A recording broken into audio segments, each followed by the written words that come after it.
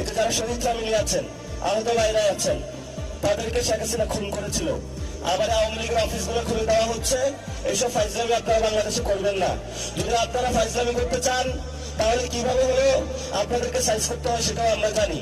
এখন আমরা আমাদেরকে বেয়াদব বলেন বা যা কিছু তা বলেন, কিন্তু আমরা অধিকারের প্রশ্নে সংস্কার, বিচার এবং বাংলাদেশের আইন শৃঙ্খলা, বাংলাদেশের মানুষের নিরাপত্তা অধিকারের ক্ষেত্রে এক বিন্দু ছাড় দেব না। এটা আমাদের স্ট্রেট ফরওয়ার্ড কথা।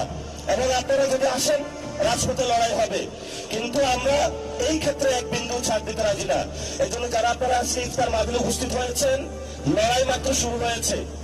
ইনশাল্লাহ লড়াই চলবে। তবে আমরা তাদেরকে একটু সুযোগ দিচ্ছি। এই সুযোগ মানে এটা না যে তাদেরকে আমরা একদম কার্ড দিয়ে দিয়েছি, যা ইচ্ছে বাংলাদেশে বসে করবে আর আমরা এখানে নাই, এমন না। আমরা এখনো বাইচা আছি, আমরা এখনো কোথাও বাইসা যাই নাই। এই জন্য যারা এখানে এসেছেন লন্ডন থেকে আর যেখান থেকে, এই কাজগুলো ভাই আপনি দ্রুত করেন। ছোট ভাই হিসাবে আপনার কাছে অনুরোধ করছি, দর্শন বন্ধ করেন, বিচার করেন, রিফর্ম অ্যাসেম্বলি করেন, এরপর আপনি একটু শান্তিতে কাজ করেন। ধন্যবাদ সকল উত্তরাবাসীকে। আমি এখানে ইলেকশন করার কথা ছিল, ভাগ্যের পরিক্রমায় ঢাকা 8-এ গিয়েছিলাম। ঢাকা 18-তে চান্দাবাজি সন্ত্রাসী নাই এটা আমি বলি না, এখানেও আছে।